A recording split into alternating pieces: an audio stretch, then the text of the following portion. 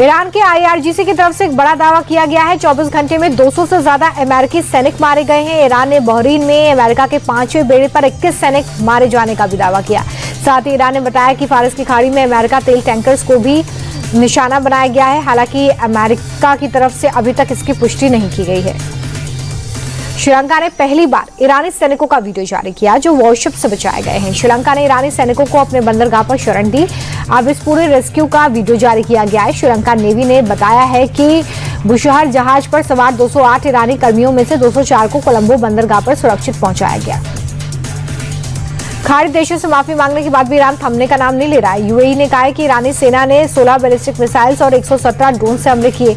UAE की air defence system ने हमले को नाकाम करने का दावा किया। हालांकि कुछ जगहों पर मामूली नुकसान की खबर है। मिडिल ईस्ट में जारी तनाव के बीच देश में पेट्रोल डीजल की कीमत बढ़ने की चिंता खत्म हो गई है, क्योंकि स्ट्रेट ऑफ होर्मुज रूट बंद होने के बाद सरकार ने कुल इंपोर्ट का 10% कच्चा तेल नए रूट से मंगाना शुरू कर दिया है। सूत्र बता रहे हैं कि सरकार कह रही है कि अंतर्राष्ट्रीय बाजार में उतार चढ़ाव के बावजूद भारत के पास तेल का पर्याप्त भंडार है और स्थिति नियंत्रण में है। होर्मुज रूट बंद होने की वजह से इंटरनेशनल मार्केट में कच्चे तेल के दाम 27% तक बढ़ गए हैं। शंकराचार्य स्वामी अविमुक्तेश्वरानंद सरस्वती के खिलाफ FIR दर्ज कराने वाले आशुतोष ब्रह्मचारी पर जानलेवा अटैक हुआ। धारदार हथियार से हुए हमले में आशुतोष ब्रह्मचारी को गंभीर चोट लगी है। यह हमला रीवा एक्सप्रेस ट्रेन से प्रयागराज जाते वक्त हुआ।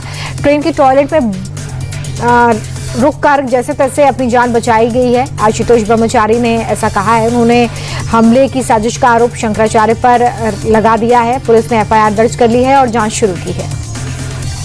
यूपी के अलीगढ़ में 2 नकाबपोश बदमाश मोबाइल की शोरूम में घुस गए और तमंचे के बल पर 2,24,000 रुपए की लूट की। इसका CCTV फुटेज सामने आया। लूट की सूचना पर पुलिस मौके पर पहुंची। जांच पड़ताल हो रही है। घटना के खुलासे के लिए 3 टीमें बनाई गई हैं। वहीं दुकानदार का कहना है कि बदमाशों ने नुकसान पहुंचाने की भी कोशिश की। रंग पंचमी पर इंदौर में पारंपरिक गेर निकली। परंपरागत गेर में लाखों लोग शामिल हुए। टैंकर्स पर मिसाइल लगाकर लोगों पर रंग बरसाए गए।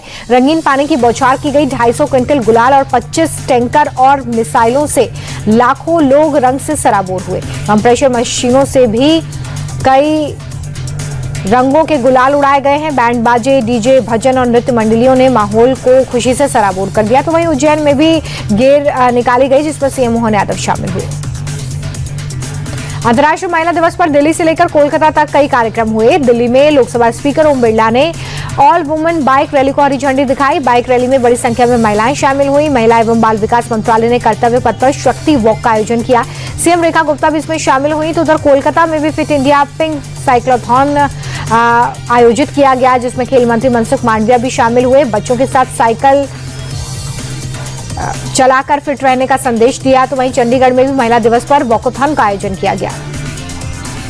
अनिल अंबानी की मुश्किलें बढ़ती जा रही हैं। CBI ने एक और नया केस उनके खिलाफ दर्ज किया है। यह FIR PNB के चीफ मैनेजर की शिकायत पर हुआ है। FIR के मुताबिक 2013 से 17 के बीच अनिल अंबानी ने रिलायंस कम्युनिकेशंस के अधिकारियों के साथ मिलकर 1085 करोड़ रुपए की धोखाधड़ी की। बैंक का आरोप है कि कंपनी ने फंड को जानबूझकर दूसरी जगह डायवर्ट कर दिया। नई FIR में रिलायंस कम्युनिकेशन, अनिल अंबानी और मजारी काकर समेत कई लोगों को आरोपी बनाया गया है।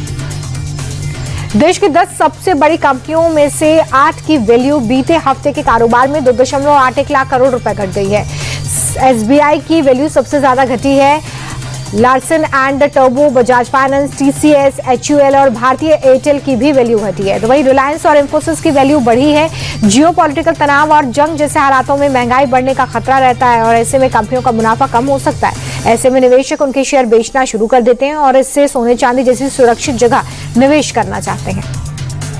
गर्मी से पहले AC खरीदना महंगा हो गया है। AC, डाइकिन, वोल्टास या ब्लू स्टार जैसी बड़ी कंपनियों ने कीमतें 15% तक बढ़ा दी हैं। कंपनियों का कहना है कि कच्चे माल जैसे कॉपर, एल्यूमिनियम की बढ़ती कीमतों और माल ढुलाई के खर्च में इजाफे की वजह से कीमत बढ़ाने का फैसला किया गया है। आपको बता दें कि भारतीय रुपए के कमजोर होने से पुर्जों का आयात महंगा हो जाता है, यानी कि जो रॉ मटेरियल्स AC में लगते हैं वो महंगे हो जाते हैं।